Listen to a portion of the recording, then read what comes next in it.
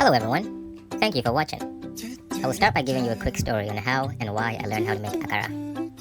Okay, so it's a Saturday morning, and I have decided to bring akara to a church potluck event. I thought it would just be like old times, and I'll ask my mom to make the akara, and I'll take it with me, but my mom turned the game around on me and had me make it myself. I had never made akara in my life, and it was very overwhelming. Long story short, I made it myself, but with the help of my mom. I took the akara to the potluck, and when it came time to eat, I walked over to the stunning beauty who I had been staring at all day and asked her if she had tried the akara. She said no, which to me was very confusing, so I convinced her to give it a shot. She loved it. Today, she's in love with me, and she's also my wife. This recipe tutorial is not meant to give you the ins and outs of getting a girl or guy to fall in love with you, but it just might. So here we go.